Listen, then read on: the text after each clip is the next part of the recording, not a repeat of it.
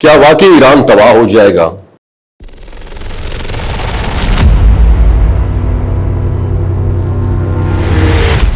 کیا شام، عراق، غزہ اور لیبیا کے بعد اب ایران کی باری ہے؟ اور کیا واقعی دنیا اس بڑی جنگ یعنی ملحمۃ الکبریٰ کی طرف بڑھ رہی ہے جس کا ذکر روایات میں آتا ہے؟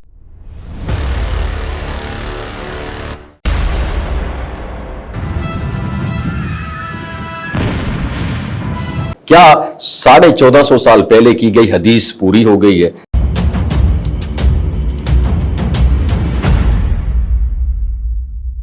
تو ناظرین، آج کے حالات کو دیکھتے ہوئے یہ سوالات بہت زیادہ پہلے سے عام ہو چکے ہیں۔ مشرق وسطیٰ مسلسل کشیدگی میں ہے، جنگوں اور طاقت کے کھیل کا مرکز بنا ہوا ہے۔ اسی پرسپیکٹو میں بعض روایات کا ذکر بھی کیا جاتا ہے جس میں ملحمۃ الکبریٰ یعنی ایک عظیم جنگ کی پریڈکشن بھی کی گئی ہے، اور کہا جاتا ہے اس دور میں ایک ایسی طاقت ابھرے گی جس کا اثر خیبر کے قریب تک پہنچ جائے گا، اور کچھ لوگ اسے موجود گریٹر اسرائیل کے تصور کے ساتھ بھی کنیکٹ کرتے ہیں جس میں نیل سے لے کر فرات تک کے علاقوں کا ذکر کیا جاتا ہے۔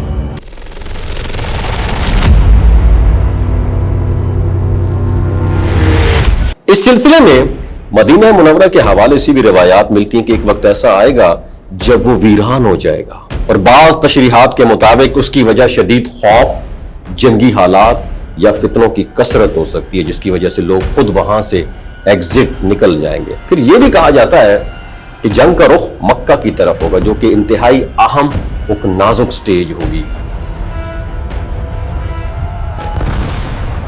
اگر ہم موجودہ حالات پر نظر ڈالیں تو شام، عراق، غزہ، لبنان جیسے علاقے مسلسل تنازعات کا شکار ہے، جبکہ لیبیا بھی عدم استحکام کا شکار رہا، جس سے یہ سوال مزید گہرا ہو جاتا ہے کہ کیا یہ سب کسی بڑے سلسلے کا حصہ ہے؟ تو ایران کے حوالے سے بھی جو ڈیبیٹ ہے بہت تیزی سے بڑھ رہی ہے، اور بعض روایات میں فارس کے بارے میں جنگوں اور آزمائش کا ذکر ملتا ہے، اور آج ایران خطے میں ایک اہم طاقت کے طور پر سامنے آتا ہے، اور اس کا کردار شام، عراق اور دیگر علاقوں میں بھی واضح ہے، جس کی وجہ سے یہ سوال اٹھتا ہے کیا ایران کسی بڑی آزمائش یا ممکنہ تباہی کی طرف موو کر رہا ہے یا صرف عالمی سیاست کا ایک پیچیدہ مرحلہ ہے؟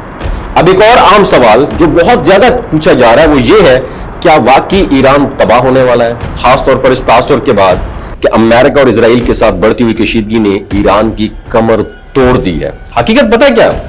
ایران کو معاشی پابندیوں، سفارتی دباؤ اور علاقائی کشمکش کا سامنا ضرور ہے جس نے اس کی معیشت اور سسٹم پر اثر ڈالا ہے، لیکن اس کے ساتھ ساتھ ایران اب بھی ایک مضبوط دفاعی صلاحیت، علاقائی اثر و رسوخ اور اتحادی نیٹ ورک رکھتا ہے۔ اس لیے یہ کہنا کہ ایران فوری طور پر تباہی کے دہانے پر ہے تو ایک سادہ یا یک طرفہ انالیسس ہو سکتا ہے۔ تو اس صورتحال جو ہے نا، اصل جو صورتحال کی بات کی جائے اس وقت کہیں زیادہ کمپلیکیٹڈ ہے، جہاں طاقت، اسٹریٹجی اور عالمی سیاست سب ایک ساتھ کام کر رہے ہیں، اور انہی حالات میں امام مہدی کے ظہور کا ذکر بھی سامنے آتا ہے۔ روایات کے مطابق جب دنیا ظلم اور فتنوں سے بھر جائے گی تو ایک ہدایت یافتہ رہنما لیڈر ظاہر ہوں گے جن کے ہاتھ پر بیعت ہوگی، اور ایک لشکر ان کے ساتھ کھڑا ہو جائے گا، اور یہ لشکر دجال کے خروج سے پہلے حق کا علمدار ہوگا اور دنیا میں عدل قائم کرنے کی کوشش کرے گا۔ اور اسی تناظر میں غزوہ ہند کا ذکر بھی کیا جاتا ہے جسے بعض لوگ بر صغیر سے متعلق ایک بہت بڑی جنگ کے طور پر دیکھتے ہیں۔ تو یہاں پاکستان کا رول بھی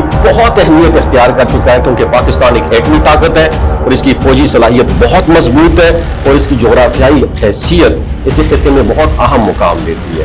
اگر کبھی ایسے حالات پیدا ہوتے ہیں تو پاکستان کا کردار یقینی طور پر بہت زیادہ امپورٹنٹ ہو سکتا ہے، جبکہ مسلم ممالک کی باہمی مدد اور اتحاد یہ بھی ایک فیصلہ کن ایلیمنٹ ثابت ہو سکتا ہے۔ کیونکہ آخر میں یہی سوال آپ سے ہے کہ کیا ہم واقعی ان پریڈکشن کے قریب پہنچ چکے ہیں، یہ سب ایک عالمی سیاست، طاقت کے توازن اور علاقائی مفادات کا نتیجہ ہے؟ یہ وہ سوال ہے جس کا حتمی جواب وقت ہی دے گا، لیکن ایک بات واضح ہے کہ دنیا اس سینسٹیو پیریڈ سے گزر رہی ہے کہ آنے والا دن مزید اہم اور فیصلہ کن ہو سکتے ہیں۔ Are we really getting closer to these predictions, or is it all the result of global politics, the balance of power and regional interests? وما علینا الا البلاغ المبین۔ نیچے کامنٹ سیکشن میں اپنا ایکسپیرینس ضرور شیئر کیجیے گا۔ اپنا خیال رکھیے گا۔ اللہ حافظ۔